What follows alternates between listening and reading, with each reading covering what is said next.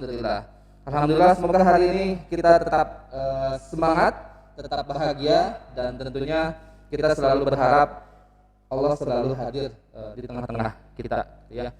Baik Bapak Ibu yang dirahmati Allah Subhanahu wa taala, sambil menunggu Ustaz Lukman Nur Hakim dalam perjalanan, kita akan mendengarkan atau menyimak tasmi atau tilawah Al-Qur'an yang insyaallah akan disampaikan dan dibacakan oleh Ustaz kita dari tim SMP, yaitu Ustaz Ahmad Sanusi. Padanya kami persilakan, Ustaz. Mohon info surah dan ayatnya ya.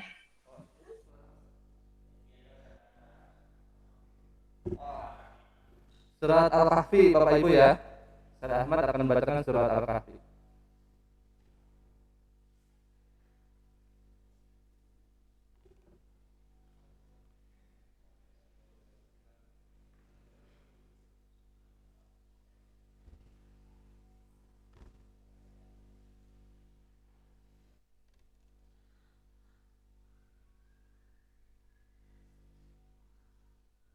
Bismillahirrahmanirrahim. Assalamualaikum warahmatullahi wabarakatuh.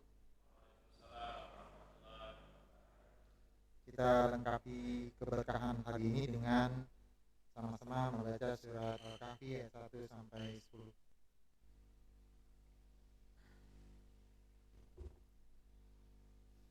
A'udzu billahi minasy syaithanir rajim. Bismillahirrahmanirrahim. Alhamdulillahilladzi anzala 'ala 'abdihil kitaba wa lam yaj'al lahu 'iwaja qayyiman liyunzira ba'san shadidan min ladunhu wa yubashshiral mu'minin alladhina ya'maluna as-salihati anna lahum ajran hasana makithina fihi abada wa yunzira alladhina qalu ittakhadallahu walada ma lahum bihi min 'ilmin wala li'abaihim kaburat kalimatan takhruju min afwahihim in yaquluna illa kadhiba فلعلك باخع نفسك على آثارهم إن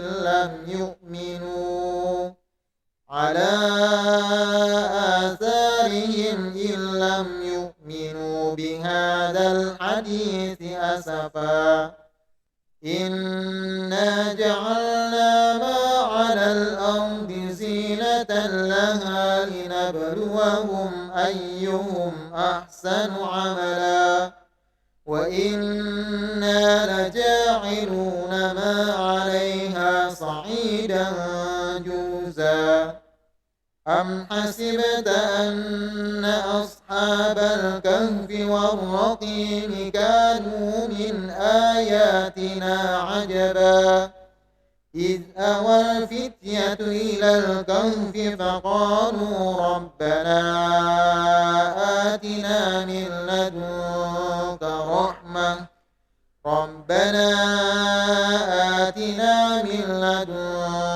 رحمة وهيئ لنا من أمرنا رشدا. اللهم ارحمنا بالقرآن. السلام عليكم ورحمة الله وبركاته.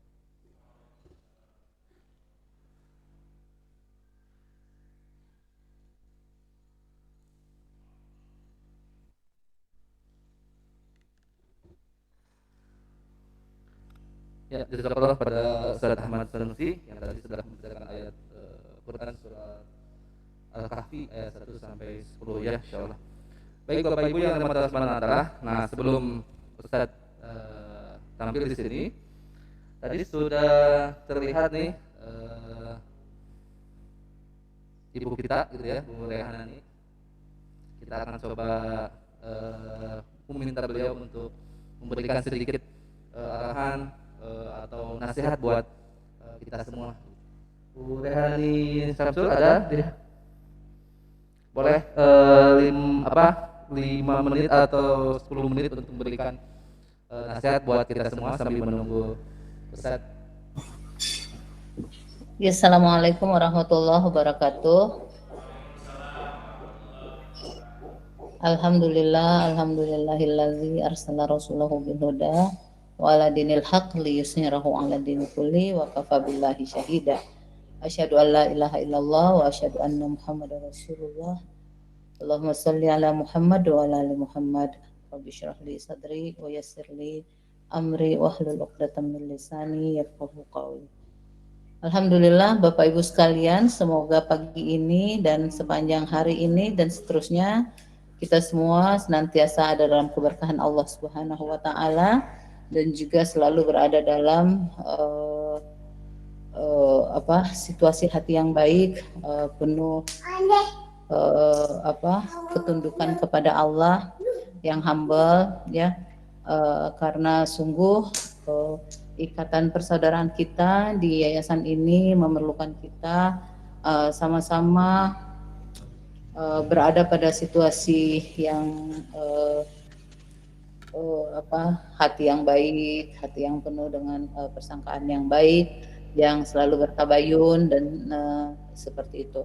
Ya, semoga pekerjaan Anda semua selalu dirahmati Allah sehingga niat kita menjadikan seluruh kegiatan kita ini adalah kegiatan yang menguatkan posisi kita atau membuat jelas posisi kita di akhirat adalah posisi yang terbaik gitu, dan kita bertemu nanti di akhirat di tempat yang terbaik. Amin rabbil alamin. Hari ini kita seharusnya pada jam 9 tadi sudah mulai dengan materi yang akan disampaikan oleh Ustadz Lukman Nur Hakim ya, karena satu dan lain hal beliau sampai saat ini belum sampai di masjid. Kita doakan agar beliau diberi kemudahan untuk segera sampai di masjid dan bisa menyampaikan materi pengajian pada hari ini. Meskipun begitu, para Bapak Ibu dan saudara-saudaraku sekalian yang ada di sini, kita niatkan diri kita untuk hari Jumat yang penuh berkah ini kita fokusin pada jadwal ini, di mana jadwal ini adalah jadwal pengajian yayasan untuk kita semua. Maka tetap fokuskan perhatian pada apapun yang saat ini sedang sampaikan di channel ini ya. Tadi surah yang dibacakan adalah surah Al-Kahfi ya. Surah Al-Kahfi ini saya sih berkesimpulan sendiri ya, ini banyak ustadz di sini, ustazah mungkin juga bisa memberikan kesimpulannya tentang surah Al-Kahfi, tapi kebetulan surah Al-Kahfi juga ini jadi pembahasan kita di rumah ya. Setiap hari Jumat membahas surah Al-Kahfi per 5 ayat untuk kita berusaha mengerti atau mendapatkan pemahaman kenapa surah ini kita diminta untuk bacakan pada setiap hari Jumat. Ya itu mungkin kita nggak perlu cari-cari alasannya juga ya, tetapi untuk menguatkan kita itu kenapa kita membacanya. Setelah kita baca lagi makna-maknanya itu ternyata surah Al-Kahfi ini emang surah yang menguatkan keimanan kita. Itu kan kalau kita baca asbabun nuzulnya surah Al-Kahfi ini bahwa low battery. Surah Al-Kahfi ini asbabun nuzulnya bahwa ada orang Quraisy yang diutus untuk ke Madinah menanyakan tentang tentang keabsahan Muhammad Shallallahu Alaihi Wasallam sebagai nabi, atau mereka minta apakah benar emang dia seorang nabi gitu. Kemudian diutuslah 2 orang itu, mohon maaf saya lupa namanya ya, nanti cari lagi. Coba yang asbabun nuzul. Jadi diutus ke Madinah untuk mencari tahu tentang kenabian Muhammad Shallallahu Alaihi Wasallam, dan sampai di sana kemudian eh, apa sampai di Madinah, sebentar saya buka ya. Sampai di Madinah mereka bertanya kepada pendeta Yahudi tentang bagaimana tentang Muhammad, gitu ya. Dan kemudian dijawab oleh pendeta Yahudi, ya kalau kamu mau tahu kebenarannya, maka tanyakan 3 hal kepadanya, gitu ya. Tanyakan 3 hal kepadanya. Jika ia memberitahukannya kepada kalian, maka ia benar-benar seorang nabi yang diutus oleh Allah. Seandainya ia tidak menjawab, berarti ia hanyalah seorang yang mengaku-ngaku sebagai seorang nabi. Tanyakanlah kepadanya mengenai para pemuda yang bepergian pada zaman dahulu kala. Bagaimana keadaan mereka? Sesungguhnya kisah mereka mengandung hal yang menakjubkan. Tanyakan kepadanya, yang kedua ya, mengenai seorang yang berkelana di timur dan barat bumi. Bagaimana kabarnya? Tanyakan pula kepadanya tentang ruh, apakah ruh itu? Dan kedua orang itu kemudian kembali lagi hingga tiba kepada orang-orang Quraisy. Lantas keduanya berkata, sungguh kami telah datang kepada kalian dengan membawa hal yang dapat memisahkan antara kalian dengan Muhammad. Jadi mereka sudah senang sekali bahwa ini ada nih yang bisa menyebabkan yang sudah kita bisa pakai sebagai kira-kira senjatanya lah. Setelah itu mereka mendatangi Rasulullah SAW lalu bertanya kepadanya. Beliau pun menjawab, esok hari aku akan menjawab apa yang kalian tanyakan. Hanya saja beliau tidak mengucapkan insya Allah. Selanjutnya orang-orang itu berlalu dan Rasulullah SAW sendiri menunggu jawaban dari Allah. Rasulullah dengan sangat yakin bisa menjawab besok hari tentang pertanyaan-pertanyaan itu, tetapi Rasulullah harus menunggu 15 malam tanpa ada wahyu yang diberitakan oleh Allah kepadanya mengenai hal itu.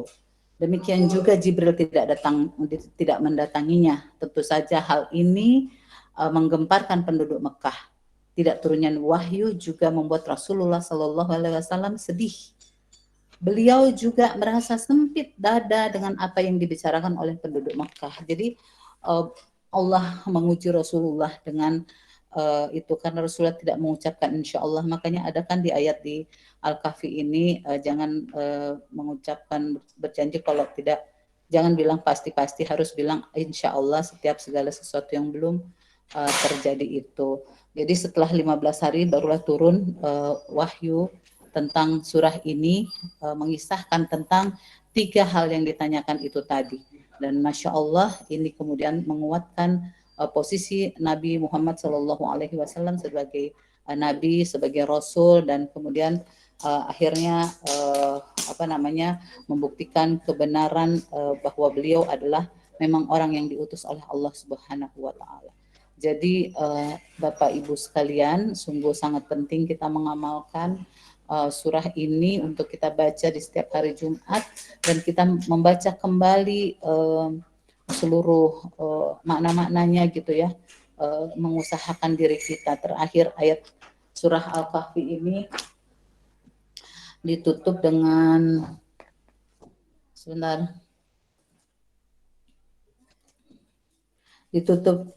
kata-kata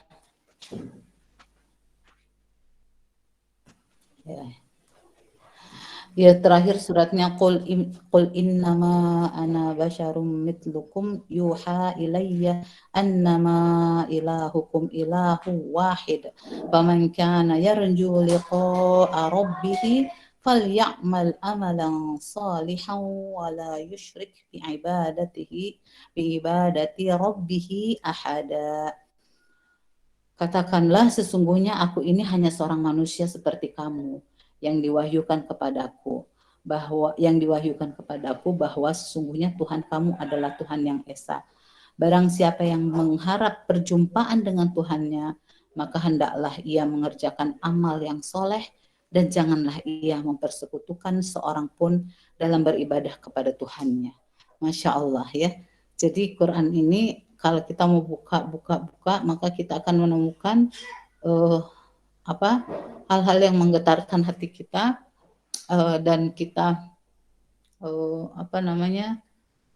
bisa menguatkan keimanan kita. Ya, jadi terakhir dari ayat ini memang untuk menyatakan kepada orang kafir Quraisy itu, aku ini seorang manusia yang biasa saja seperti kamu, yang diwahyukan kepadaku aku hanya disuruh bilang, menyampaikan pada kalian bahwa Tuhan kamu itu adalah Tuhan yang esa, ya, bukan banyak Tuhan seperti yang mereka sebutkan. Karena kan orang kafir itu kalau dibilang siapa yang menciptakan alam semesta, mereka juga mengatakan Allah, ya. Ya, tetapi dalam keseharian peribadatannya mereka menyembah kepada yang lainnya. Ya, dan terakhir mengatakan juga barang siapa yang mengharap perjumpaan dengan Tuhannya, maka hendaklah ia mengerjakan amal soleh dan janganlah ia mempersekutukan seorang pun dalam beribadah kepadanya. Jadi Bapak Ibu sekalian, ini sangat penting sekali ya kita melakukan amal soleh pada situasi diri kita itu tidak mempersekutukan Allah dengan yang lainnya. Sedangkan makna mempersekutukan sendiri kan juga besar ya, bukan luas ya, bukan saja mempersekutukan itu adalah kita menyembah berhala, tapi ketika kita lebih percaya seseorang lebih powerful daripada Allah, ketika kita menggantungkan harapan kita kepada orang, kepada barang, kepada kata-kata, kepada apapun gitu ya, maka khawatir kita tidak bisa bertemu dengan Allah. Ya, karena perjumpaan dengan Allah di surga itu kan adalah impian setiap orang, karena barang siapa yang bisa berjumpa dengan Allah, menyaksikan wajah Allah itu kalau nggak salah mereka itu tempatnya adalah di surga yang tertinggi kan. Kalau nggak salah nggak semua orang mendapat privilege untuk dapat menyaksikan wajah Allah ya, padahal kan itu cita-cita kita gitu ya. Jadi dan otomatis juga akan bertemu dengan Rasulullah. Maka pastikan kita mengerjakan kebaikan, pastikan tuh dalam arti niat kita arahkan ya, kita arahkan untuk kita hanya mengerjakan amal kebaikan, dan sungguh kumpulan kita di sini ini sangat mendukung kita melakukan kebaikan-kebaikan, dan kita di sini saling mendukung juga untuk saling mengarahkan diri kita itu bahwa kita tidak akan melakukan apa-apa yang disebut sebagai mempersekutukan Allah. Maka Bapak Ibu sekalian, semoga Allah kita bisa berkumpul nanti di surga di dalam posisi yang terbaik gitu, dan ingatlah ini ayat-ayat ini di surah Al-Kahfi ini adalah benar-benar ayat-ayat yang menguatkan keimanan kita. Kalau nggak salah juga surah Al-Kahfi ini adalah surah Makkiyah ya, iya. Dia turun di Mekah gitu ya. Ada beberapa asbabun nusul lagi dengan berkenaan dengan surah surah Al-Kahfi ini ya. Tapi mungkin kita sudah tidak punya waktu untuk menyampaikannya, maka saya ingatkan saja lagi, semoga kita semua diberi kesempatan untuk membaca surah ini dan menguatkan keimanan kita dengan surah ini. Aku qouli hadza wa astaghfirullah. Wassalamualaikum warahmatullahi wabarakatuh. Waalaikumsalam warahmatullahi wabarakatuh. Jazakallah Bu Rehanani tadi sedikit memberikan nasihat buat kita membahas surah Al-Kahfi. Semoga kita selalu komitmen istiqomah untuk membaca surah Al-Kahfi, juga sholawat ya, apa yang disunahkan oleh Rasulullah. Semoga itu menjadi wirid kita di hari Jumat yang tidak lepas, gitu ya, insyaallah. Bapak Ibu yang dirahmati Allah Subhanahu wa taala, insyaallah Lukman Nur Hakim sudah datang. Beliau sedang di depan. Insyaallah tema pengajian ini kita ambil adalah temanya tentang tazkiyatun nafs, gitu ya. Membersihkan jiwa, gitu ya. Membersihkan jiwa, memperbaiki dan menumbuhkan agar semakin baik potensi yang ada di dalam diri kita. Fitrah kita kan potensi kita itu ada dua, bisa mengarah kepada fujur atau dosa atau ke ketakwaan. Nah, kita selalu berharap bahwa potensi kita selalu berada di jalur ketakwaan. Nah, pembahasan tazkiyatun nafs ini menjadi penting buat kita, bagaimana kita dalam kesendirian bisa mengkondisikan jiwa-jiwa kita agar kita tetap berada di jalan dakwah gitu ya, berada di jalan yang diridhoi oleh Allah Subhanahu wa taala. Bapak Ibu yang dirahmati Allah Subhanahu wa taala, bahwa perjalanan di dunia ini bisa jadi menjadi panjang atau bisa menjadi singkat, tergantung bagaimana kita mengelola hati kita, gitu ya, jiwa kita. Nah, ketika perjalanan ini bisa kita ambil sangat panjang di dunia ini, makanya kita perlu bekal yang sangat banyak, ya, bekal yang sangat banyak, yang insya Allah itu menjadi bekal ketika kita berhadapan dengan Allah Subhanahu wa taala. Nah, tazkiyatun nafs ini menjadi sangat penting buat kita gitu ya. Karena ini menjadi ruh buat kita ketika kita akan beraktivitas gitu ya. Salah satu asupan dalam tazkiyatun nafs ini adalah minimal satu tilawah gitu ya. Tilawah Al-Qur'an, salat sunnah tetap terjaga begitu ya. Selamat datang Ustaz Lukmanul Hakim gitu ya. Alhamdulillah beliau sudah hadir. Kita tunggu dulu, Ustaz duduk dulu, ngarenghap dulu mungkin ya kalau bahasa Sundanya gitu ya. Alhamdulillah. Nah, Ustaz, alhamdulillah selamat datang Ustaz. Sudah ribuan yang hadir gitu ya di sini. Betul ya, bisa jadi ribuan karena malaikat pasti hadir ketika kita dalam majelis ilmu, dan pada saat itu malaikat selalu mendoakan kita, terus mendoakan kita yang berada di majelis ilmu. Makanya Bapak Ibu yang dirahmati Allah Subhanahu wa taala, ketika nanti Ustaz sedang memberikan taujihnya, kita fokus begitu ya. Fokuskan untuk sementara kita dengarkan nasihat dari Ustaz agar keberkahan itu turun dan malaikat akan mendoakan kita. Wah, ini nih, misalkan ada Pak Ahmad, sedang mungkin ketika sedang menyimak sambil berdoa, ada harapan apa? Mudah-mudahan dijawab juga dan diaminkan oleh para malaikat begitu ya. Nah, Bapak Ibu yang dirahmati Allah Subhanahu wa taala, yang dimanapun Bapak Ibu berada, mari kita sama-sama mendengarkan taujih dari Ustaz Lukmanul Hakim. Simpan dulu aktivitas di kanan kirinya. Untuk sementara ini kita fokus dulu. Semoga tadi keberkahan ilmu itu akan hadir di tengah-tengah kita. Kita sambut dulu dengan takbir 3 kali. Allahu Akbar. Allahu Akbar.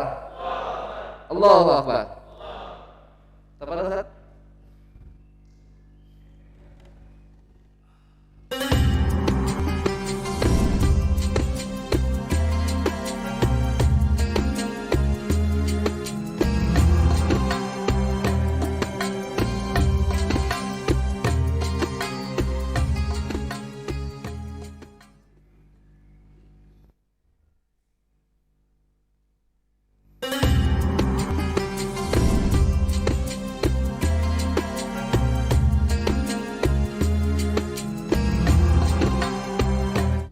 أحييكم تحية الإسلام. السلام عليكم ورحمة الله وبركاته.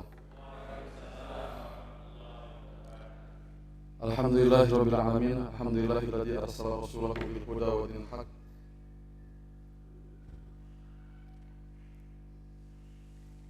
ولو كره المشركون. الحمد لله الذي أعزنا بالإسلام فأصبحنا بنعمة إخوانا. الحمد لله الذي خلق الموت والحياة ليبلوكم أيكم أحسن عملا.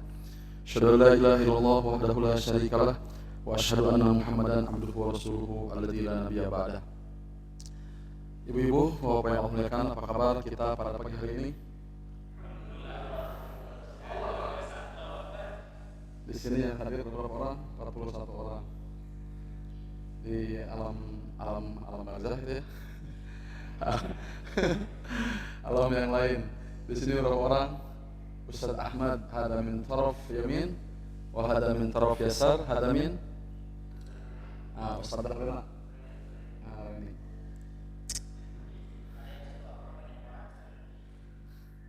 Aywa, so. Ada marah kathir, so. Itu banyak banget. Ada 2000 yang gitu ya. Ya, sebentar ya.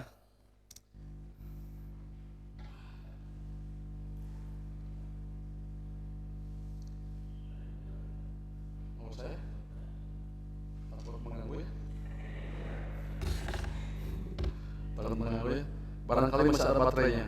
Ada 7 baterainya. استنى شوية طيب.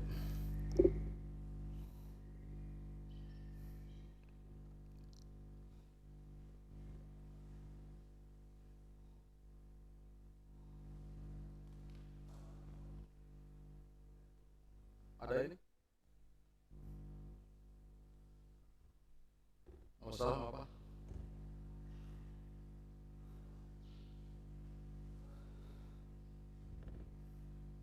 Kalau ada yang menampilkan ya boleh. Tapi nggak ada yang ada PowerPoint-nya. Ayo, taib. Halas. Soalnya nggak ada kabelnya ya. Oh ini untuk peserta. Kita mulai ya. Ini harus kemana ya? Ayo, taib. Anak kirim ke Pak Ilham ya. Pak Ilham. Ayo, Pak Ilham.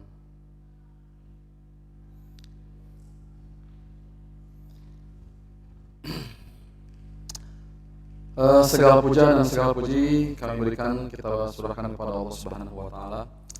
Alhamdulillah sampai pagi hari ini kita masih diberikan kesehatan oleh Allah Subhanahu wa taala. Mudah-mudahan kita senantiasa bisa syukur dan senantiasa mensyukurinya. Salawat dan salam jangan lupa ya, ini hari Jumat. Ustaz semuanya harus banyak banget salawat ya. Saya dari mana barusan dari masih capek kan ya. Dari Setiabudi ngejar waktu setengah 10 ya. Di sana ada perusahaan alat kesehatan, pengen kajian jam 8. Akhirnya kita terlambat kesini sejenak. Tapi biar kebahagiaan semuanya, silaturahimnya, akhirnya kita kejar-kejaran ya. Nah, salawat dan salam jangan lupa kita surahkan kepada Habibina wa Maulana Muhammadin sallallahu alaihi wasallam. Allahumma syahad ya Allah. Engkau sebagai saksi bagi kami, mudah-mudahan kami yang hadir di sini sebagai umatnya, sebagai generasi yang senantiasa merindukan nama-nama kami termaktub di antara umat-umatnya yang nanti ditungguin oleh Rasulullah SAW di Telaga Kautsarnya. Yang nanti ditungguin di Telaga Kautsarnya. Allahumma ktub ismana. Ya Allah, tulislah nama kami. Sertakan nama kami. Sertakan nama orang tua kami.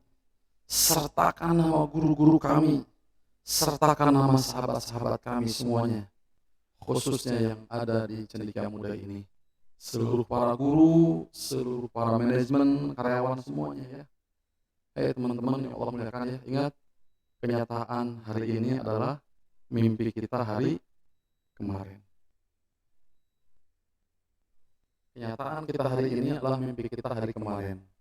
Dan kenyataan hari yang akan datang tergantung mimpi kita hari ini. Kenyataan yang akan kita dapatkan nanti di surga seperti apa? Ya. Kenyataan yang kita dapatkan nanti di surga seperti apa? Jawabannya adalah tergantung mimpi besar kita hari ini. Saya ulangi lagi ya, biar disimak bagi teman-teman semuanya. Kenyataan hari ini adalah mimpi kita hari kemarin. Kenyataan kita besok hari tergantung kita mimpi hari ini. Kenyataan kita setahun yang akan datang seperti apa tergantung mimpi-mimpi besar kita hari ini. Kenyataan yang akan kita dapatkan nanti di surga, di yaumul qiyamah, jawabannya adalah tergantung mimpi-mimpi besar kita hari ini. Jadi, bagaimana kita nanti di yaumul qiyamah tergantung bagaimana kita mimpi besar kita hari ini. Kenyataan kita nanti di yaumul qiyamah, apakah akan bertemu sang baginda Rasul, tergantung sampai sejauh mana kita bermimpi besar kita hari ini. Ada nggak kita mimpi untuk bertemu sama Rasul, cita-cita, keinginan. Ya. Kalau dari awal kita sudah tidak yakin, gimana? Makanya saya senantiasa memberikan peringatan, nasihat, mauidhah kepada diri kita sendiri. Ya, antum itu tergantung dengan apa yang antum pikirkan.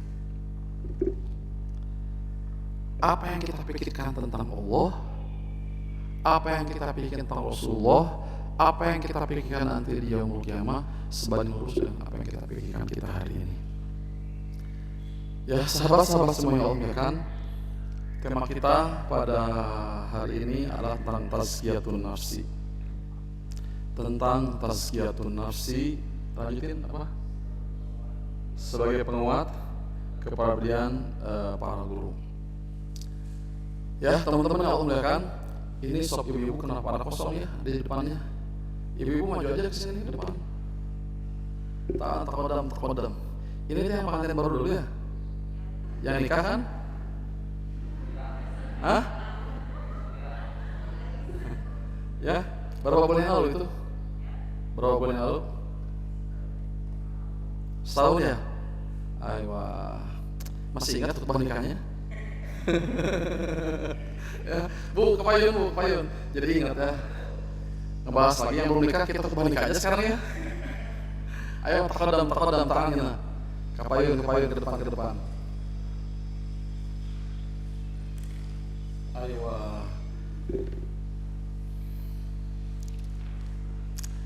Ya. Tazkiyatun nafsi.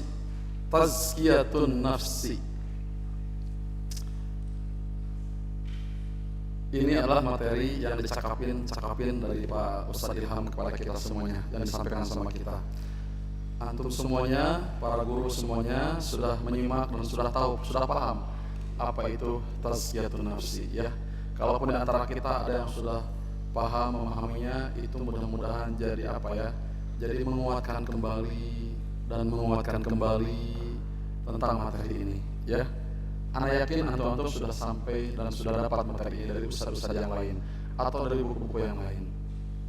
Sebagaimana kita pun seperti itu, ketika ada materi baru lagi. Fadzakir fa inna dzikra tanfa'ul mu'minin. Ustaz Ahmad, fi ayyi surah hadhihi wa ayyu ayatin hadhihi? Ada Ustaz Ahmad ismu? Namanya Ustaz Ahmad kan? Fi ayyi surah hadhihi? Fadzakir fa inna dzikra tanfa'ul mu'minin.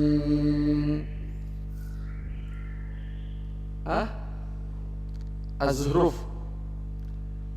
Wa ma khalaqatul jinna wal insa illa liya'budun.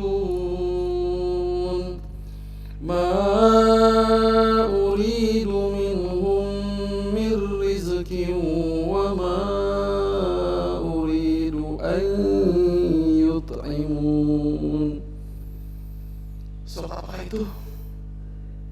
Ad-Dariyat, Az-Zukhruf. Ad-Dariyat. Fadzakir fa inna dzikra tanfa'ul mu'minin. Az-Zukhruf, Ad-Dariyat. Kalau ma khalaqtul jinna wal insa illa liya'budun, itu surah Az-Zariyat. Jadi teman-teman yang Allah kan, kalau kita mendengar materi, ada yang pernah lagi, baca lagi, pernah kita pahami, baca lagi, pernah kita capai, baca lagi, pernah kita sampaikan. Memang yang namanya nasihat itu harus diulang-ulang. Ya. Nasihat itu harus diulang-ulang, gak apa-apa. Saya ketika kuliah ada akidah 1, akidah 2, akidah 3, akidah 4, terus diulang-balik. Ketika kita kuliah dulu pelajaran akidah terus diulang-balik. Tujuannya apa kira-kira? Supaya nempel. Kalau orang sudah dipesenin, sudah disampaikan satu nasihat, terus satu kali aja, boleh jadi langsung lupa dan hilang. Kenapa harus berkali-kali? Supaya nasihat demi nasihat yang tadi itu nempel. Atau boleh jadi orang itu baru tahu nasihat yang tadi, tapi belum membentuk sebuah fikroh, belum membentuk sebuah pemahaman yang utuh. Kan ada ilmu itu ilmu Al-ilmu itu yang pertama, al-ilmu li ajlil ilmi faqat, ya. Ilmu itu ya hanya untuk keilmuan, itu yang pertama. Jadi ilmu hanya untuk pengetahuan saja. Saya pesantren sekian tahun, saya kuliah sekian tahun, saya pernah baca buku, saya pernah. Jadi ilmu hanya untuk keilmuan. Nah, yang kedua yang kita inginkan adalah al-ilmu kemudian berubah menjadi al-fahmus syamil, punya pemahaman yang utuh. Jadi kalau ilmu menjadi sebuah pemahaman yang utuh, itu ilmu itu menjadi apa? Menjadi fikroh. Saya nggak bisa toleransi kalau istri saya sampai dia menyepelekan sholat. Nah, kalau ada sang suami sikapnya seperti itu, berarti ilmu tentang sholatnya itu adalah menjadi sebuah fikroh, paham nggak? Menjadi sebuah prinsip. Pak, mama juga tahu sholat itu wajib. Berarti sang istri itu baru sampai kepadanya ilmu. Mama, jangan atur papa masalah sholat. Papa juga tahu bahwa papa itu adalah sholat itu wajib. Berarti ilmu yang sampai kepada ayahnya tersebut adalah hanya sebagai sebuah keilmuan. Pak, jangan ngatur-ngatur mama masalah kerudung. Mama juga tahu kerudung itu wajib. Berarti si ibu tadi itu baru tahu bahwa ilmu kerudung itu sampai di situ pemahamannya. Ya, ketika disampaikan kebenaran kepada orang tersebut, kemudian orang tersebut sudah berontak, tidak terima dengan kebenaran, berarti keilmuannya itu adalah al-ilmu li ajlil ilmi faqat. Ilmu hanya untuk keilmuan saja. Beres. Nanti ada ujian bisa ngejawab. Bisa ujian, bisa ngejawab. Apa itu ilmu? Definisinya hafal. Apa itu iqlab? Definisinya hafal. Apa itu hukum sholat? Definisinya hafal. Apa itu hukum saum? Definisinya hafal. Apa itu hukum haji? Definisinya hafal. Semuanya hafal. Nah, yang seperti ini kayak zaman kita zaman kuliah atau zaman SMA, al ilmu li ajlil ilmi faqat. Lulus ikhtibar, lulus ujian beres. Lulus UTS beres, lulus UAS beres, dah seperti itu aja. Nah, yang jenis ilmu yang seperti ini adalah tahapan yang pertama banget. Lanjutin ke yang kedua, al ilmu li ajlil ilmi, al ilmu li ajli ish al fahmis samil. Ilmu yang kedua adalah biar kita punya pemahaman yang utuh. Ya, pemahaman yang utuh. Pemahaman yang itu dia betul-betul kalau saya tidak makan, maka efeknya itu akan apa? Akan berdampak kepada 1, 2, 3, 4. Ujung-ujungnya adalah akumulasi. Jadi dia gara-gara meninggalkan makan sekali nggak ada masalah, 2 kali nggak ada masalah. Tapi orang menganggap remeh masalah makan tidak sarapan, makan siang jam 3, kan gitu ya. Nah, kalau dia punya pemahaman yang utuh, maka dia akan berpikir lagi bahwa kalau dibiarkan akan akumulasi penyakit dan penyakit. Sama sebagaimana orang juga punya pemahaman yang utuh bahwa saya kalau tidak sholat gimana ya, kalau saya tidak ngaji, jadi pemahaman yang utuh. Nah, berikutnya pemahaman yang utuh ini menjadi fikroh, menjadi sebuah prinsip. Saya tidak bisa membiarkan guru mereka bla bla bla bla. Saya tidak bisa membiarkan istri saya meninggalkan dan menganggap remeh masalah sholat. Saya tidak bisa membiarkan istri saya kemudian juga dia berteriak di depan suaminya. Saya tidak bisa membiarkan adik saya kemudian dia menghardik orang tua saya. Saya tidak bisa. Nah, berarti pemahaman orang ini namanya apa? Fikroh. Menjadi sebuah prinsip. Dia tidak rela. Nah, ibu, ilmu itu seperti itu ya, harusnya jadi sebuah prinsip, harus sebuah fikroh. Tidak cukup lulus mumtaz, lulus cum laude beres. Gua pernah di pesantren dulu, saya pernah di pesantren, tapi gitu. Nah, termasuk ilmu-ilmu yang kaitan dengan masalah tazkiyatun nafsi, ilmu yang berkaitan dengan tazkiyatun nafsi. Yuk kita buka slide yang pertama. Fen ada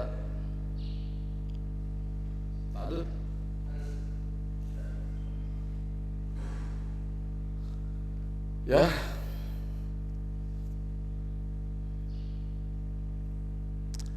Ayo, slide berikutnya.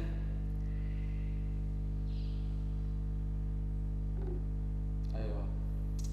Pasti yang baca ya, nggak apa-apa ya, yang baca. Karena kecil. Ya. Ini ada surat Asy-Syu'ara ayat 87 89. Ya. Materi ini untuk para guru cocok, untuk para ustadz cocok, untuk para karyawan cocok, untuk para dai cocok, untuk semua di antara kita apapun statusnya cocok. Hei teman-teman yang Allah muliakan, ini surah Az-Zukhruf. Allah mengatakan, A'udzu billahi minasy syaithanir rajim. Ustaz Ahmad, tafadhal iqra. Ayo. Kelihatan nggak?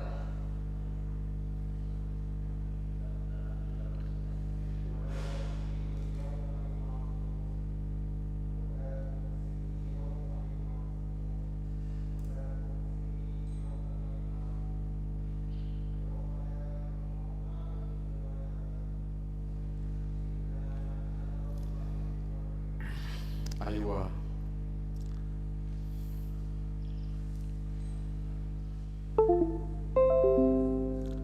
Wala tukhzini yawma tub'atsun. Hatur nuhun, selamat.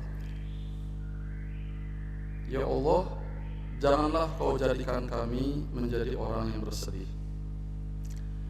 ketika nanti akan ada hari di mana hari itu jutaan miliaran manusia akan dibangkitkan.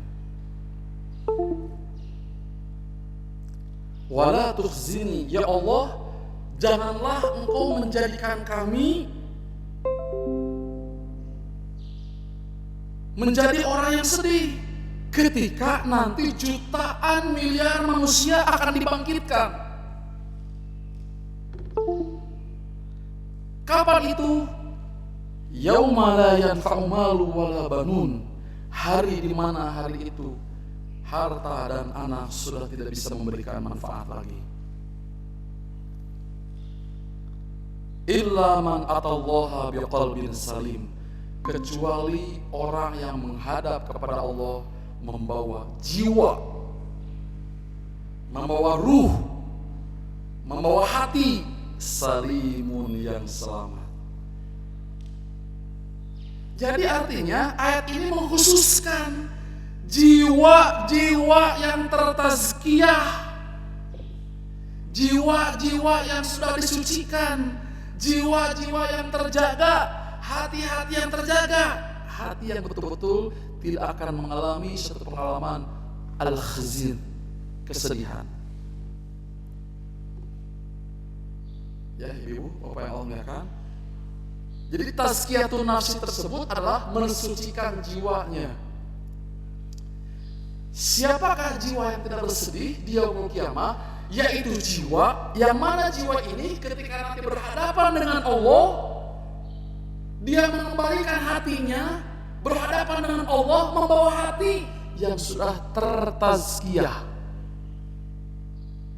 hati yang sudah kinclong, hati yang terbiasa kinclong, hati yang sudah terbiasa bersih, hati yang biasa terjaga.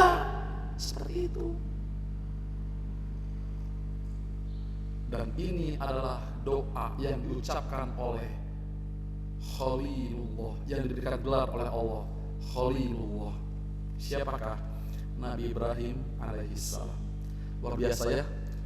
Nabi Ibrahim itu sudah sebagai nabi, sebagai rasul, tapi doanya masih doa yang tadi, ya. Doanya masih doa yang tadi. Itu Nabi Ibrahim. Wala tukhzini yawma tub'atsun.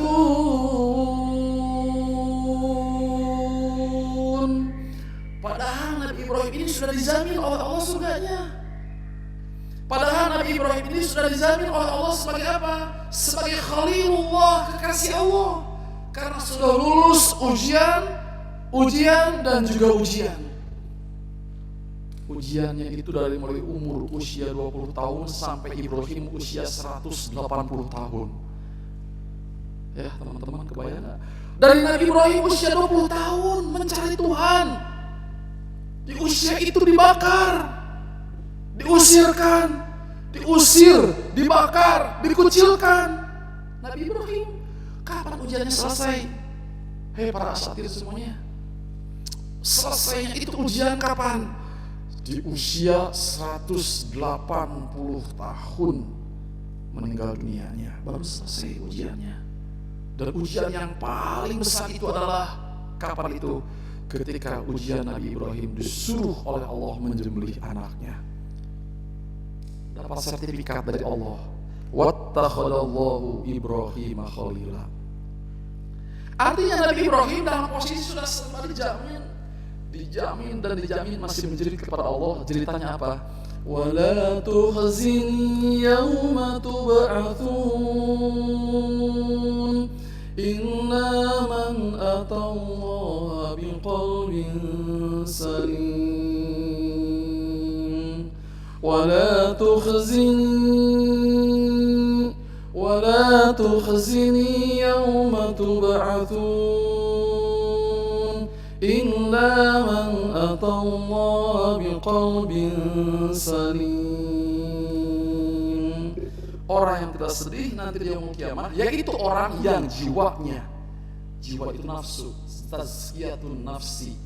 Jiwa itu bahasa Arabnya adalah nafsu. Yang jiwanya tersebut adalah sudah terbiasa tertazkiyah, mengkinclongkan diri, membersihkan diri, memelihara dirinya, terus seperti itu. Kalau orang sampai di ujung hayatnya terjaga dan menjaga, maka dia akan happy, tidak akan ada kesedihan. Ya, kenapa ditakdirkan oleh kayak begitu? Lanjut lagi, slide berikutnya. Slide berikutnya adalah apa coba? Ya. A'udzubillahi minasyaitonirrajim. Ya, halas, lanjut. Aywa. Teman-teman yang Allah muliakan. Sebelum kita melanjutkan materi ini, melanjutkan ya. Saya akan menganalogikan kajian tazkiyatun nafsi seperti ini. Para ustadz semuanya, termasuk teman-teman yang ada di dunia nyata ya, dunia online. Ini Bapak DKM ya, Bapak DKM Ustadz Ilham ngasih ke anak minuman. Mana sejumlahnya? Ayo, taib. Teman-teman, ini beliau ngasih minuman ke anak. Minum. Beda ya, minum dengan minuman. Saya pengen minum, beda dengan minuman. Mana minuman? Ya, maknanya jadi beda. Kalau minuman itu dituangkan oleh Pak Ustadz Jumadi ke anak, gelasnya itu tidak bersih. Gelasnya itu ada kotoran tikus. Gelasnya itu ada pipis tikus. Ya, ada pipis tikus. Kemudian air itu dituangkan, nih air aqua dituangkan. Kira-kira mau nggak kita itu meminumnya? Ya. Pak Ustadz, kenapa tidak minum? Itu tuh ada kotoran.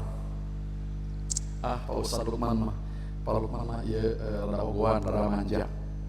Ya, tidak mau air putih. Akhirnya air putihnya dibuang, dikasih air susu. Masih mau minum nggak kita kira-kira? Amin. Pak Lukman, manja-manja banget. Kasih lagi, buang lagi, kasih lagi madu. Masih minum nggak? Nah, ibu-ibu, jadi itu gelas ketika di dalamnya itu kotor, maka yang dimasukin semuanya itu menjadi la makna wala qimah. Tidak ada nilai, tidak ada makna. Kayak gitu.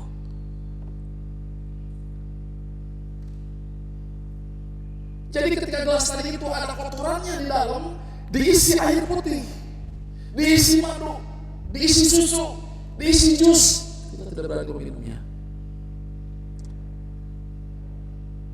Afwan, ana bukan manja sama antum. tidak manja-manjaan anak sama antum. Apapun yang antum hidangkan, anak akan minum. Cuma masalahnya ketika antum tadi menghidangkan kepada anak minuman, jus dan lain sebagainya, di gelas itu ada apa? Ada kotoran tikus, ada pipis tikus, dan ada kotoran-kotoran yang lainnya. Itu aja. Jadi saya tidak berani meminumnya. Pertanyaannya adalah, gimana caranya biar orang tadi itu bisa meminumnya? Jawabannya adalah cuci dulu. Ditazkiyah, dicuci itu ditazkiyah dulu. Dicuci gelasnya sampai bersih. Maka kalau sudah dicuci, mau air putih, mau susu, mau madu, mau apapun yang disimpan, semua orang akan minumnya. Bernilai, berharga, sehat, berkembang, dan juga layak dijual. Nah, pentingnya tazkiyatun nafs itu seperti itu. Gelas yang tadi seperti hati ini. Gelas yang tadi seperti hati yang ada di sini. Gelas itu. Jadi kalau seandainya kita dalam hati kita tidak tertazkiyah, tidak dicuci, tidak dikinclongkan, maka ya amalan-amalan yang lain itu nempelnya sebagaimana makanan minuman tadi di gelas yang tadi. Ya. Apapun amalannya, mardudun indallah. Mardudun indallah. Alhamdulillahi rabbil alamin. Ar-Rahmanir Rahim. Itu imam enak banget ya. Siapa? Ustaz Ahmad. Siapa? Ustaz Ilham. Siapa? Ustaz Budi. Dohirnya apa yang dia bacakan, Masya Allah, tabarakallah, enaknya luar biasa. Tapi ketika di hatinya ada arya, ada penyakit di dalamnya itu. Arya, apa ria? Ria. Ketika dalam hatinya itu ada satu penyakit, namanya apa? Al-ujub. Ketika dalam penyakitnya ada sesuatu yang namanya an-namimah. Karena penyakit banyak ya, penyakit hati banyak. Maka bacaan yang dia baca 1 juz, 2 juz, 3 juz, la makna wala qimata wala ujrata wala thqala. Tidak ada makna, tidak ada nilai, tidak timbangan di mata Allah Subhanahu wa taala. Kenapa? Karena dalam hatinya ada penyakit-penyakit yang tadi. Kayak begitu. Masih ingat dengan kisah-kisah yang 7 golongan itu? Nauzubillah ya. Makanya materi tazkiyah nafs bukan untuk para guru saja, termasuk untuk para duat, para asatid, ya, para qari'ul Quran, ya, para imam, cocok untuk semuanya. Mada amilta, kata Allah, apa yang sudah kau amalkan? Saya berjihad. Kadzabta, kamu bohong. Ini ya efek daripada jiwa-jiwa yang tidak tertazkiyah. Allah mengatakan kadzabta, kamu bohong. Kadzabta, kamu bohong. Kamu baca Al-Quran, kamu ceramah kesana kemari supaya dikenal menjadi ustadz yang sangat terkenal. Dan kamu sudah dikenal. Di YouTube followernya, siapakah follower yang paling terbanyak? Ada yang tahu nggak? Di Instagram siapa follower yang paling terbanyak? Min, follower yang paling terbanyak siapa? Follower yang terbanyak adalah Ronaldo. Ya, Ronaldo hampir 250 juta. Ya. Apa ya? 250 juta, kurang lebih sekitar itu followernya. Kata Allah, kamu, hei Ustadz Fulan, sudah terkenal. Mana buktinya? Tuh, sekian ratus juta nge-follow ente. Kamu sudah dapatkan itu. Kadzabta, kamu ceramah, kajian, ngaji, ngajar supaya kamu menjadi orang dikenal dan kamu sudah dapat. Sekarang minta sama aku. pahalanya? No way. Jadi teman-teman yang Allah muliakan, kalau jiwanya tidak tertazkiyah, para kiai, para ustadz, para dai, para guru, para karyawan, para manajemen, semuanya yang ada hanyalah capek dan capek saja. La ajro wala qimata wala makna. Ada apa-apa di mata Allah. Gitu ya. Hanya capek. La yahsuluhu illa ta'ab. La yahsuluhu illa masyaqqah. La yahsuluhu illa sa'ab. Tidak didapatkan kecuali capek, kesulitan, rame terus pasnya terus kayak begitu. Ceramah capek, pokoknya orang undang anak close, afwan, anak tidak akan datang ke masjid seperti ente, anak tidak akan datang kalau diundang sama sekolah kecil, anak tidak akan datang acara cuma RT, anak tidak akan datang karena ada oknum-oknum ya, oknum para ustaz hanya datang ketika perusahaan-perusahaan besar saja. Ya, namanya juga oknum ya. Hei Ustaz Ahmad ya, sesama biskota tidak boleh saya mendahului ya. Ini materi, teman-teman ya, buat nasihatin buat anak juga ya, berat. Jadi itu orang ceramah ke musola, ke RT, ke RW cuma satu, capek.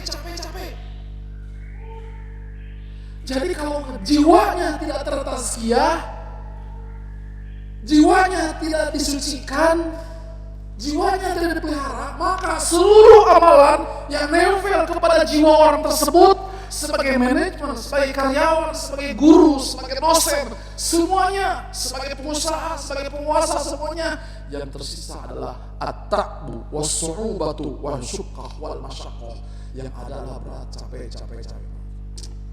Sama sebagaimana kalau kita kaitkan sebagai orang ibu rumah tangga. Jadi ibu rumah tangga cuma satu, capek, apalagi dikecewakan oleh para suami yang aneh-aneh kelakuannya. Hei para suami, mana para suami di sini? Ya, makanya saya secara pribadi yang ngajak kepada para ayah yang hadir di sini. Ya, saya cintai karena Allah. Ya, jangan jadi suami yang aneh-aneh ya. Betul nggak? Kasihan istri kasihan. Ada yang hadir suami-suami di sini pada WA, ayah dengar begitu bukan? Ya, bener loh, ya. Jadi apapun itu amalannya, sang suami nyari uangnya capek. Status dia sebagai suami hanya capek. Status dia sebagai ayah hanya capek. Status dia sebagai guru hanya capek. Status dia sebagai dosen hanya capek. Itu capek yang ada. Kata Allah, bagaimana kata Allah? Mintalah kamu kepada orang yang selama ini kamu minta ingin dipuji dan dipuji. Jadi kayak begitu ayat makan, ya. Mintalah kepada Allah, mintalah kepada orang yang dimana orang itu dulu kamu. Orang kan berbagai macam cara supaya followernya itu banyak. Betul nggak? Prank orang, prank istri, ya, prank anaknya, prank atau prank bener teh? Ya, prank ya, prank atau prank? Prank pakai P bukan F. Anak pakai F aja ya, pakai F. Ngeprank istri, ngeprank anak, ngeprank orang tua. Ya kan kayak gitu. Demi apa? Demi orang itu menjadi terkenal. Kapan itu seperti itu ya teman-teman yang Allah muliakan? Ketika jiwa itu belum tertazkiyah, di dalamnya tidak ada keikhlasan itu. Jadi antum-antum yang hadir di sini, bapak-bapak yang hadir di sini, sebagai manajemen, sebagai karyawan, sebagai petugas, yang ada adalah pagi berangkat, pulang sore, pagi berangkat, pulang sore, pagi berangkat, pulang sore. Yang ada adalah tidak capek. Jangan berharap nanti di yaumul qiyamah dia dapat sesuatu dari Allah. Kenapa? Dari awal sudah diingatkan dengan ayat yang tadi. Ya. Makanya di slide yang kedua ini, ya, di slide yang kedua ini apa bunyinya? Di slide yang kedua, wala taqfu ma laisa laka bihi ilmun. Wala taqfu ma laisa laka bihi ilmun. Inna sam'a wal basara wal fuad kullu ulaika kana anhu mas'ula. Ya, dalam surat Al-Isra ayat 36. Ya.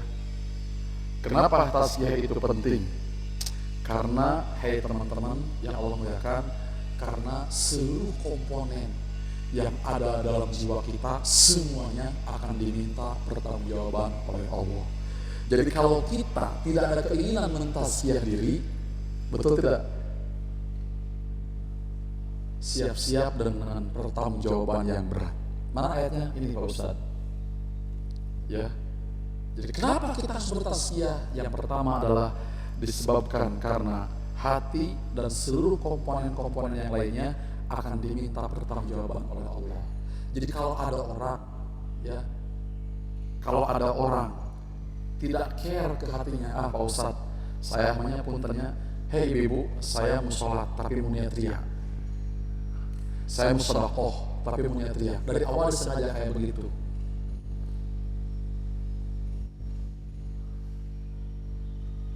Kullu ulaika kana anhu mas'ula. Orang itu akan siap-siap dengan pertanggungjawaban. Jadi orang itu bertasbih, permasalahannya karena hati saya itu nikmat yang Allah berikan, mata yang Allah berikan, telinga yang Allah berikan, tangan yang Allah berikan, seluruh komponen yang dalam jiwa kita ini semuanya akan diminta pertanggungjawaban. Itu masalahnya. Makanya saya karena akan diminta pertanggungjawaban, saya ingin mengembalikan seluruh titipan yang Allah berikan kepada kita dalam posisi fitrah, dalam posisi qalban salim, dalam posisi enak ketika mengembalikan kepada Allah. Tapi kalau jiwa kita yang terjadi adalah kitanya tidak care, tidak peduli, mau kikir, mau nggak kikir, mau ikhlas, mau nggak ikhlas, mau ujub, mau riya, mau zalim, Pak Ustaz saya nggak peduli saya. Yang penting hidup aja normal. Sholat mau diterima, nggak diterima, saya nggak peduli. Saum mau diterima, nggak diterima, nggak peduli. Sholat terserah saya, mau sholat terserah saya. Mau sholat terserah saya, nggak sholat terserah saya. Mau ngaji terserah saya, tidak ngaji terserah saya. Mau subuh jam 6 terserah saya. Mau subuh jam 4 terserah saya. Mau tidak sholat pun terserah saya. Jawaban Al-Quran, mana silahkan. Tapi ingat, kullu ulaika kana anhu mas'ula. Itu akan diminta pertanggungjawaban. Ya, beberapa menit yang lalu, ketika sebelum meninggalkan tempat pengajian yang tadi, Ustaz Lukman kayaknya kata orang ini, saya mau duluan menjadi audiensi Pak Lukman. Kayaknya kata dia nih, kehadiran Pak Lukman ini kayak menurut kata dia ini spesial bagi saya. Kenapa? Karena saya punya pertanyaan dalam hidup ini yang saya tidak bisa ungkapkan pertanyaan di depan podium, kata beliau. Mas, silahkan kita lagi berdua. Ustaz, saya kalau lagi semangat dengan ceramah, ya zaman offline ada hidayat saya kejar. Ustaz Khalil Basalamah saya kejar. Ustaz Abdul Somad saya kejar. Buya Yahya saya kejar, kata orang ini. Tapi begitu saya tidak semangat, Ustaz dalam hidup, saya bolong sholat sehari 1, besok 2, besok 3, besok 4, besok 5, bolong terus. Pertanyaannya adalah, Pak Ustadz bagaimana biar istiqomah? Kalau lagi bolong itu bolong beneran. Bagaimana biar istiqomah sholat tadi itu? Nah, teman-teman yang Allah muliakan, Anda bilang boleh jadi apa yang antum rasakan itu juga menimpa kita semuanya. Ada masa di mana iman kita itu naik turun. Kalau naik turun itu adalah fitrahnya. Paham nggak? Itu karakternya, karakter keimanan itu adalah apa?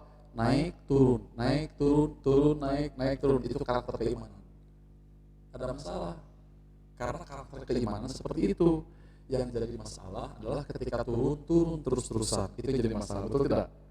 Kalau guru dalam sebulan tidak hadir, tidak hadir.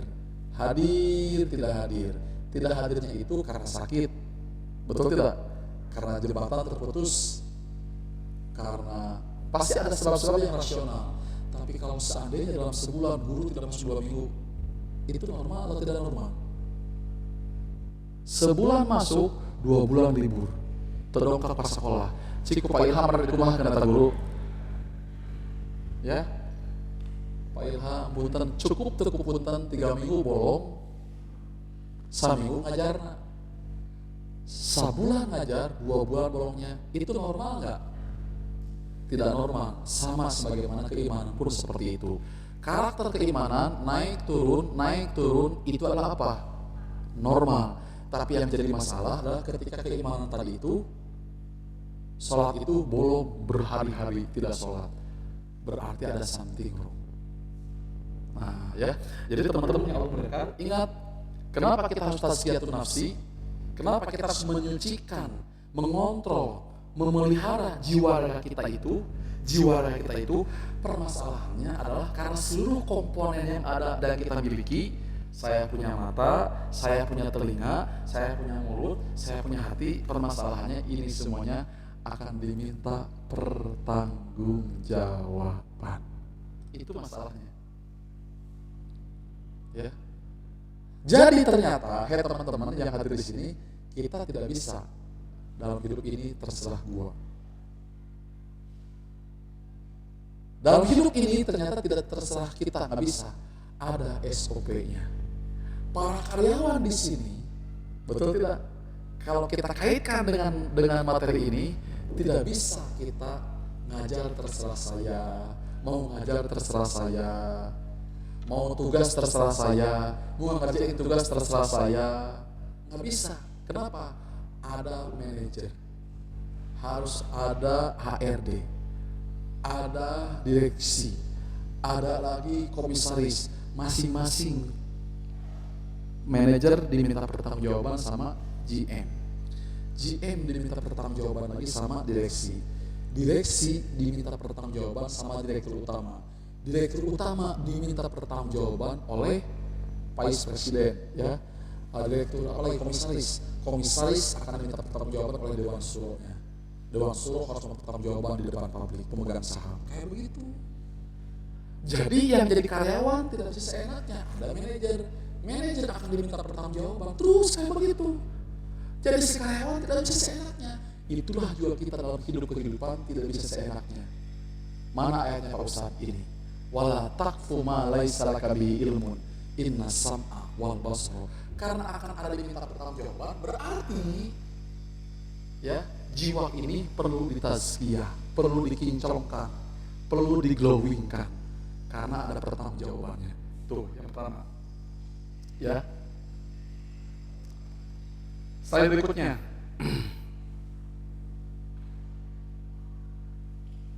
Nah ini. Nah, yang kedua adalah kenapa kita itu harus senantiasa mentazkiyah siapapun orang itu? Karena di dalam jiwa itu ada satu diamond yang sangat mahal. Yang diamond itu bagaikan raja. Kata siapa? Kata Umar bin Khattab. Kata Umar bin Khattab, diamond itu adalah raja. Bukan Umar bin Khattab, Ibnu Qayyim Az-Zauziyah. Kata Ibnu Qayyim Az-Zauziyah, kata Ibnu Taimiyah, hati itu adalah raja. Maka seluruh komponen selain hati itu semuanya adalah prajurit. Ya, seluruh komponen yang ada dalam jiwa kita ini adalah prajurit semuanya itu. Nah, prajurit ini akan melakukan sesuatu sesuai dengan apa? Instruksi rajanya. Nah, raja yang ada dalam jiwa kita itu apa?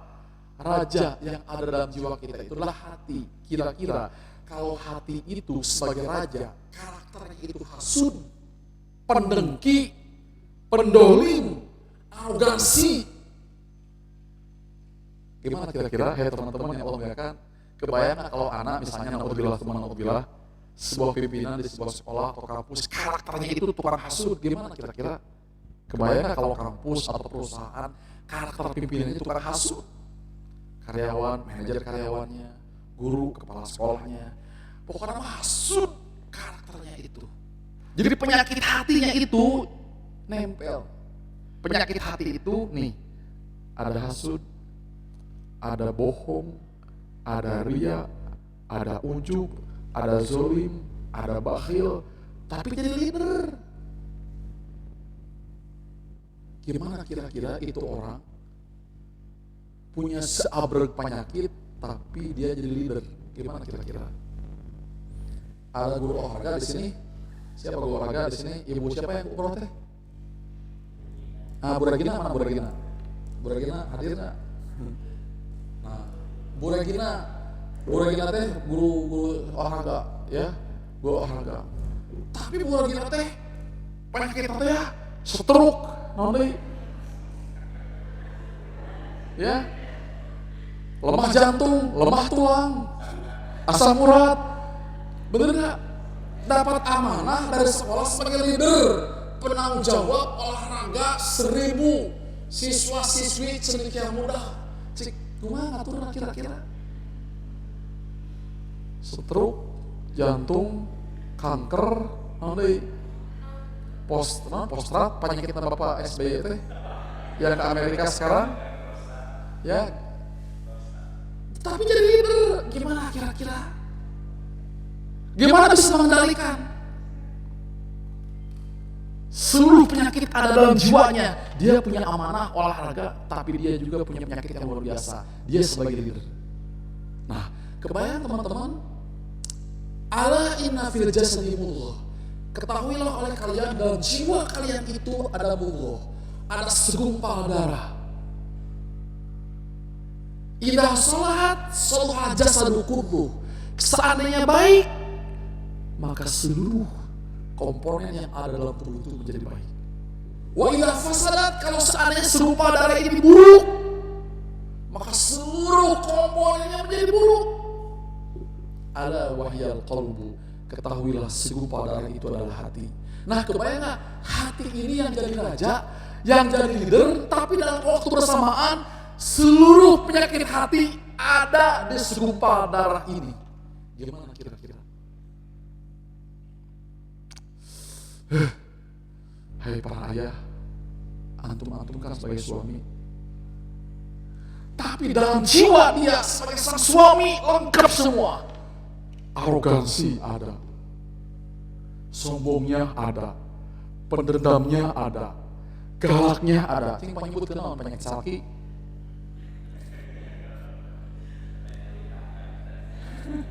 Ini mah materinya Ustaz ya, untuk evaluasi buat kita semuanya ya.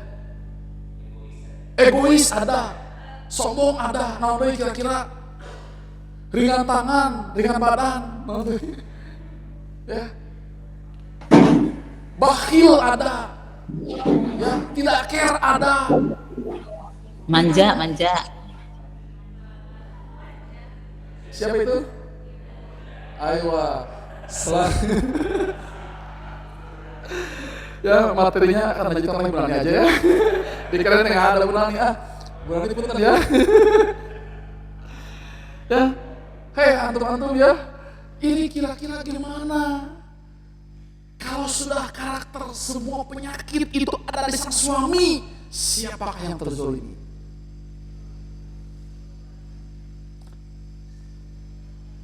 Hei para ayahnya, umat, anu dua penyakit bakhilun, al-bakhilu aduwah. Yang punya penyakit yang tadi mulai ditazkiyah.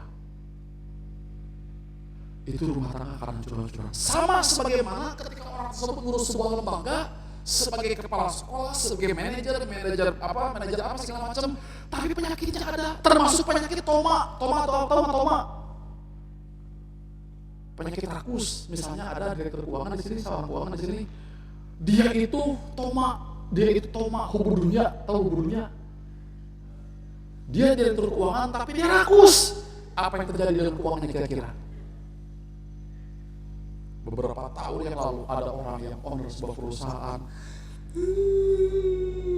Ustaz, ya, gara-gara jiwanya tidak tertazkiyah. Kenapa ibu? Kenapa? Uang saya Ustaz diambil 5 miliar tuh. Personality di situ ada penyakit rakus. Secara personal di situ ada penyakit apa ya? Ketidakjujuran. Maka perusahaannya terzolimi. Itulah jiwa, itu perlu ditazkiyah itu seperti itu. Karena akan ada dampak negatif kemana-mana. Siapapun itu, ya. Ala inna fil jannah. Jadi kata Rasul, hei ketahuilah oleh kalian semua, dalam jiwa kalian itu ada hati. Hati ini kalau kinclong, hati ini kalau glowing, hati ini kalau ditazkiyah, maka seluruh komponen-komponen yang ada dalam badan kita semua itu semuanya akan melaksanakan apa yang diberitakan hati. Maslahat, maslahat semua. Kalau soleh hatinya, soleh seluruh komponen-komponennya. Dia tidak akan zolim. Tidak akan zolim kepada istrinya, tidak akan zolim kepada anaknya, tidak akan zolim kepada orang tuanya, tidak akan zolim kepada mertuanya. Kalau para petugas, para karyawan, dia tidak akan zolim kepada pekerjaannya, tidak akan zolim kepada perusahaannya, tidak akan zolim kepada pendidikannya. Seperti itu. Kapan itu? Ketika jiwanya itu bersih, jiwanya itu tertazkiyah, dicuci dan dicuci.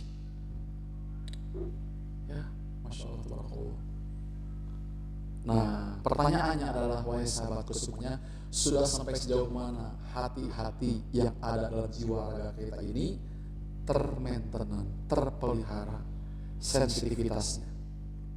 Ya, kenapa? Karena dia sangat berpengaruh kepada seluruh aktivitas yang keluar dari hati itu. Apa? Tangan, mulut, telinga, dan lain sebagainya. Lanjutin slide berikutnya. Ya. Nih, kata Abu Hurairah di slide berikutnya. Jadi yang kedua adalah hati adalah sumber kebaikan atau keburukan. Ya. Jadi yang kedua, hati adalah sumber kebaikan dan sumber keburukan.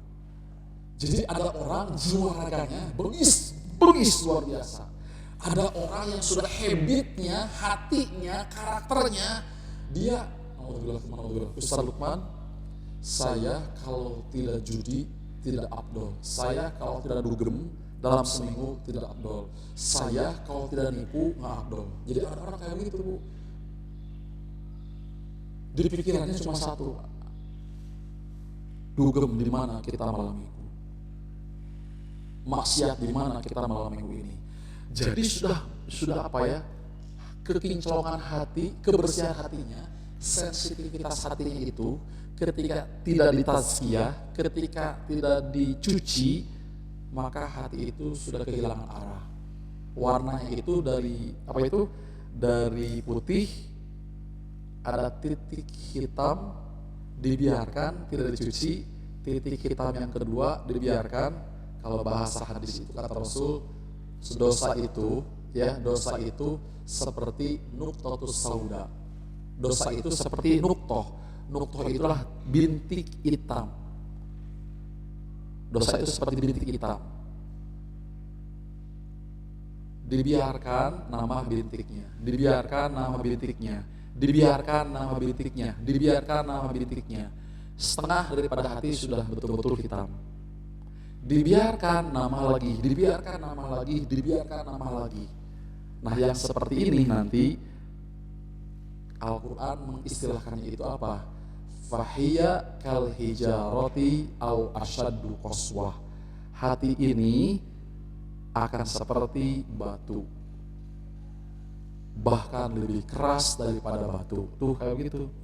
Boleh jadi wajah orang tersebut gantengnya luar biasa, boleh jadi fisikly orang tersebut cantiknya luar biasa, tapi ketika orang tersebut punya sebuah habit, punya sebuah kebiasaan dosa, dibiarkan tidak dihapus, dibiarkan tidak dihapus, titik-titik ini akan berubah warnanya. Hati yang awalnya kuning, yang awalnya itu hati putih, berubah menjadi hitam. Kalau sudah hitam kemudian berubah lagi menjadi pekat, berubah lagi dia akan menjadi batu.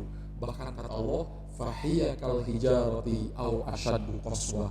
Dia akan lebih berat, lebih keras daripada batu. Kalau sudah kayak gitu gimana kira-kira? Susah. Sementara dia akan diminta pertanggungjawaban oleh Allah nanti di yaumul qiyamah, sebagaimana ayat yang tadi. Nah, kalau sudah keras gimana kira-kira? Mungkinkah Al-Quran bisa masuk? Mungkinkah hadis bisa masuk? Kalau tanah kita sudah keras banget kayak batu, bisakah kol ditanam di situ? Bisakah bunga-bunga ditanam di situ? Bukankah pohon jeruk ditanam di situ? Bisakah tidak? Nggak bisa. tanah itu berubah menjadi batu dan bisa tanam apa-apa. Kalau bahasa Al-Qur'annya apa? Summun, bukmun, umyun, fahum. Lanjutin, la yubsiru. Sudah kayak begitu. Datang ustadz ini mempan, dibacakan ayat ini sudah mempan, dibacakan ayat ini sudah mempan semuanya. Nah, masih dibiarkan hati yang seperti itu, maka apa yang terjadi? Kata Al-Quran, ulaika kal an'am bal hum adall. Jiwa-jiwa orang seperti ini ketika tidak ditazkiyah, maka orang ini seperti binatang, bahkan lebih jahat, lebih ganas daripada binatang. Tuh teman-teman, pentingnya tazkiyatun nafs itu seperti itu. Ya. Di Perluas Arca Manik sebelah sana, beberapa tahun yang lalu ada pembunuhan. Ya kan? Perluasan sana, tahu nggak siapa yang membunuhnya? Tahu siapa yang membunuhnya? Yang membunuhnya adalah mantan pembantunya. Yang membunuhnya mantan driver. Jadi puas. Sudah gelap, kalap, sudah kalap. Yang ada di pikirannya, gue dihina, gue direndahkan, harga diri. Satu kata, bunuh, habiskan, ambil uangnya, bakar. Udah kayak begitu kalap. Jadi hatinya sudah tidak berfungsi. Dorongannya adalah bunuh, habiskan, hancurkan. Udah kayak begitu. Sadaqallahul adzim, maha benar Allah ya, sebagaimana yang Allah firmankan. Kayak begitu. Itulah mengapa kita ini masing-masing di antara kita harus senantiasa, kata Rasul, inni la astaghfirullah fil yaumi mi'ata marrah. Ini Rasul Masya Allah ya. Kata Rasul gimana? Inni la astaghfirullah wa atubu ilaihi mi'ata marrah fil yaum. Aku beristighfar, aku bertaubat, aku bertaubat dalam sehari 100 kali. Itu Rasul sallallahu alaihi wasallam, bagian daripada amalan tazkiyatun nafsi. Sehari 100 kali aku bertobat dan sehari aku beristighfar 100 kali. Itu ya, ini amalan-amalan tazkiyah nanti ya di pertemuan-pertemuan akan datang. Kalau masih ada waktu. Hah? Jam 11? Aywa. Taib ya. Gitu ya. Ini pada paham nggak? Antum ngalamun wae? Ya. Paham ya? Mudah-mudahan. Ya kalau nggak paham dipahamkan insyaallah sama Allah ya. Jadi nasihat nih buat anak, buat kita semuanya ya. Gitu ya teman-teman yang Allah muliakan. Luar biasa. Pokoknya kalau sudah hatinya tidak kinclong, hatinya sudah tidak terkontrol, hatinya kata Allah, ulaika kal an'am, orang tersebut seperti binatang. Ustaz Ahmad, surat apa itu? Ada yang tahu siapa bacaan para hafidh? Ulaika kal an'am bal hum adall. Surat apakah yang berapa itu? Hah? Ayat 130-an kata Ustaz Ahmad ya. Nah,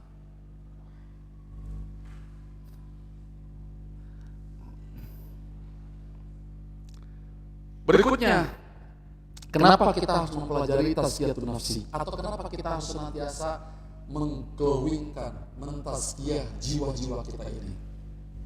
Nih, ini ada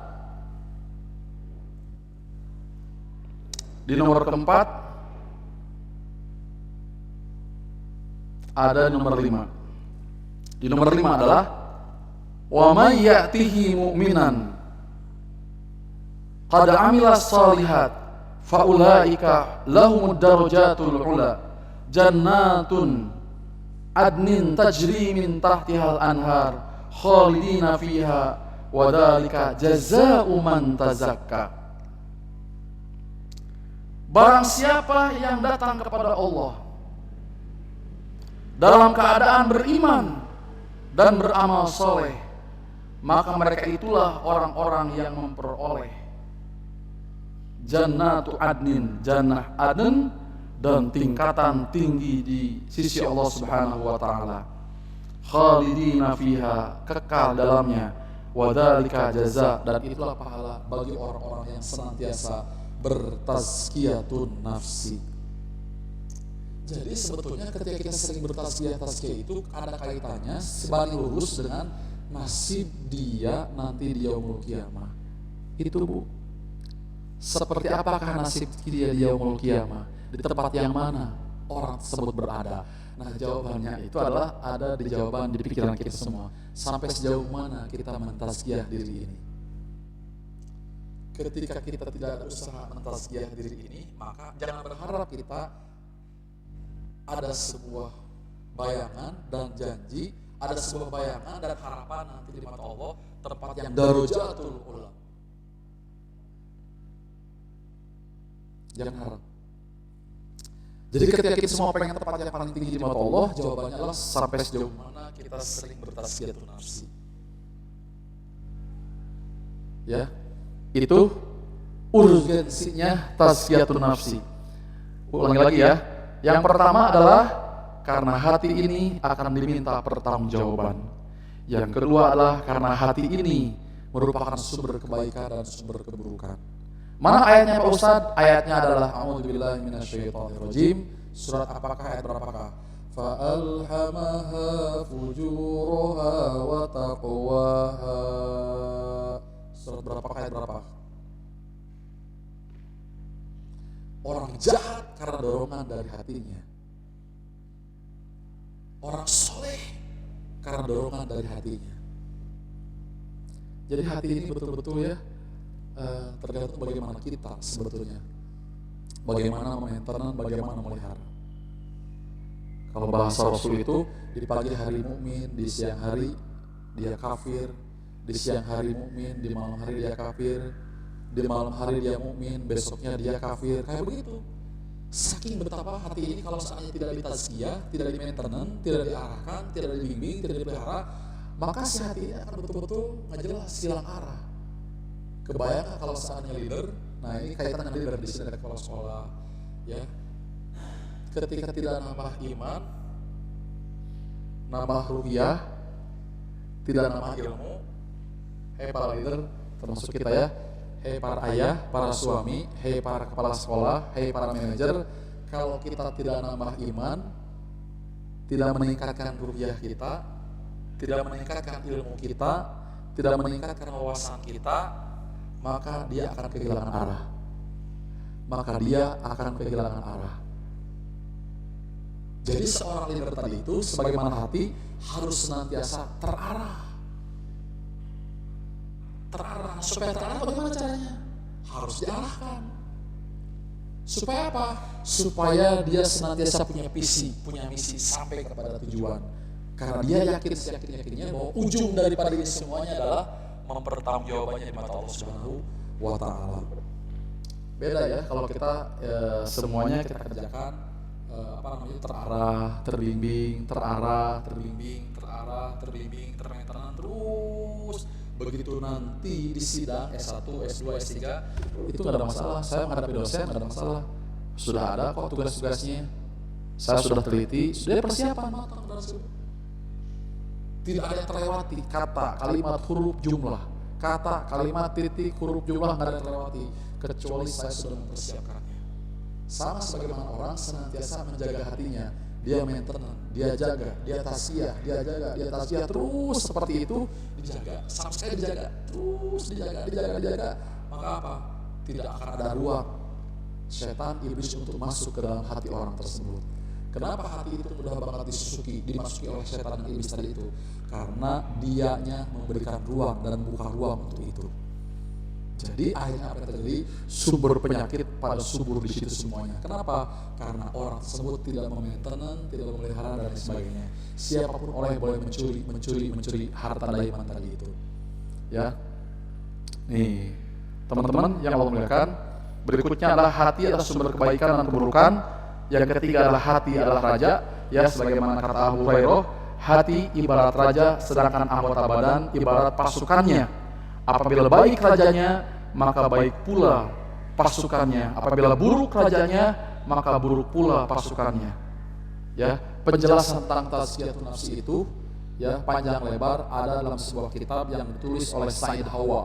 Judul bukunya adalah Tazkiyatun Nafsi. ya, pensucian jiwa. Tebal segini ya. Ada yang bahasa Indonesianya segini.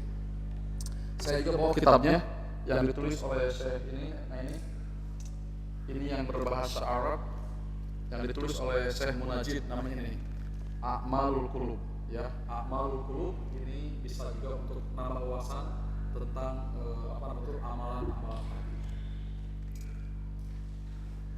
Waktunya sudah habis ya, kita habisin. Kenapa kita harus bertazkiyah? Yang terakhir adalah karena kita akan dijanjikan oleh Allah pahala surga. Ringkasnya adalah teman-teman yang Allah muliakan gini. Saya tutup ya karena jam 11 sudah harus kemana-mana, ibu-ibu juga harus kemana-mana, bapak harus kemana-mana, berarti kita harus kembali. Kebetulan kita juga harus kesana kembali, khawatir macet ya hari Jumat.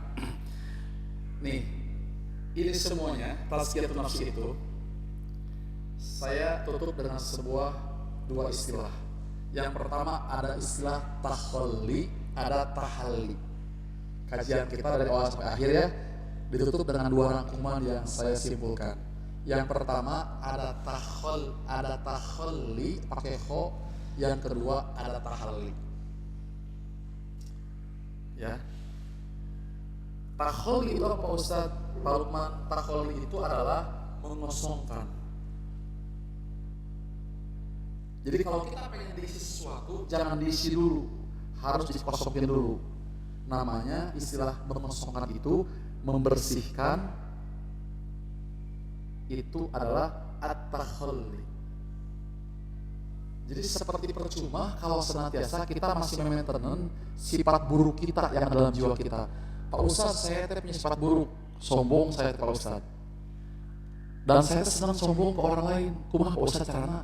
Da abdi seneng sombong ke Pak Ustadz. Nah gimana kira-kira? Hei ibu-ibu, kalau ada suami kita kayak gini, suami ibu-ibu ya, yang pengantin baru juga sama ya. Ini pengantin baru. Mah, ya, sifat bapak teh ada sesuatu yang tidak baik, tapi bapak seneng pisan karena sifat buruk kita naon. Bapak teh bakhil, saya teh bakhil. Gimana akan ditazkiyah? Gimana akan ditahalli? Tahalli itu diisi. Gimana akan ditahalli, nempel yang akan membentuk sebuah karakter sementara di dalamnya sudah penuh? Gimana akan dituangkan air yang bening tadi itu sementara di gelasnya itu dibiarkan kotoran tikus, dibiarkan kencingnya tikus? Nyambung kira-kira. Takhalli itu adalah kosongkan dulu. Jadi kalau kita kajian kemana, belajar kemana, kajian kemana, belajar kemana, dalam waktu bersamaan tidak ada kesadaran untuk takhalli, mengosongkan, tahu dirinya apa, tahu dirinya arogansi, tahu dirinya sombong, tahu dirinya bakhil, maka kosongin dulu. Ya Allah, bantulah aku ya Allah supaya Kau melepaskan karakterku, jiwaku yang tidak baik ini ya Allah. Saya itu pendendam, saya itu zolim, saya itu ringan tangan, saya itu disebutin semuanya ya Allah. Angkatlah karakter saya ini yang tidak baik ini ya Allah. Karena kalau ini dipertahankan, gimana akan tahalli? Kalau ini dipertahankan, gimana akan tahalli? Tahalli itu apa? Diisi dengan kejujuran, diisi dengan kesolehan, diisi dengan ketawaduan, diisi dengan kerendahan hati, diisi dengan karakternya itu adalah ruhul istijabah, quick respon.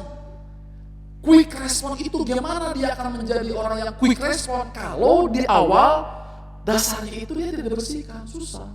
Kalau mobil, tahu mobil, pengen akselerasi, Pak Ustadz saya pengen kecepatan 120, 140, ya sebagaimana supirnya Vanessa Angel ya, supirnya 180. Ya kan 180 masih main HP ya. Gimana mobil kita akan akselerasi sementara oli jarang diganti? Tak gitu mah kira-kira Pak ini oli udah 5.000, nggak apa-apa, nanti 10.000 tolong diganti lah. Udah 10.000 Pak, udah 10.000, sudah over, sudah melebihi 1.000, udah melebihi 5.000, nggak apa-apa nanti aja. Dibiarin itu mobil, oli 1.000, 5.000, kalau biarin 5.000 lagi, kemudian 5.000, bakal ada akselerasinya kira-kira. Nggak bisa. Gimana caranya? Tazkiyah dulu, ditakholi dulu, harus diisi kosongkan dulu, dibersihkan dulu semuanya, bersih semuanya, baru dari situ diisi oli yang baru. Takholi itu harus dikosongin dulu. Ada usaha untuk apa? Mengosongkan penyakit-penyakit yang menjadi penyakit jiwanya, penyakit karakternya, penyakit orang tersebut. Pak Ustaz, saya pemalas. Udah tahu pemalas, tapi dibiarkan. Gimana coba?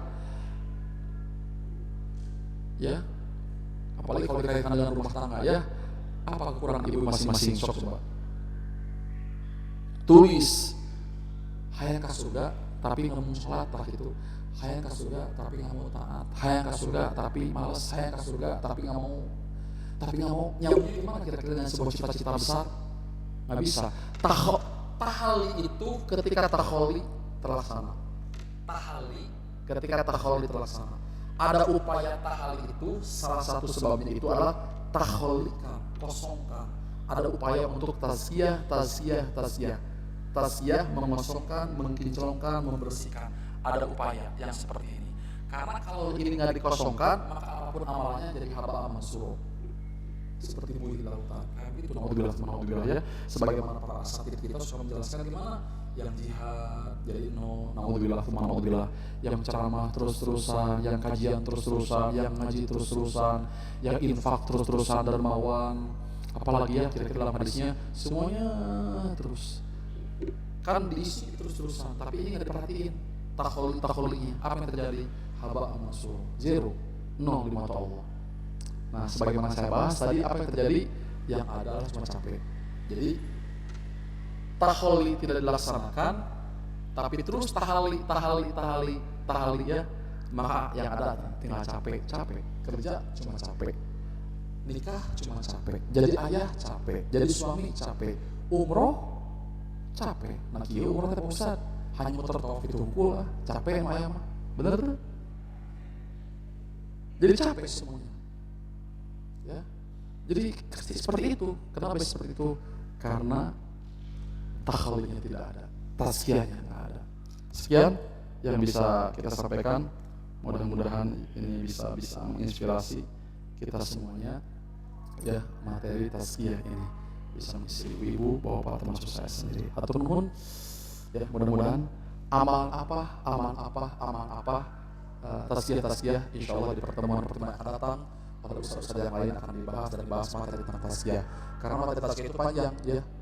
Ada fase tazkiyah apa, marhalah tazkiyah apa, macam-macam tazkiyah apa dan sebagainya. Hatur nuhun, sekian, hatur nuhun. Assalamualaikum warahmatullahi wabarakatuh. Warahmatullahi wabarakatuh.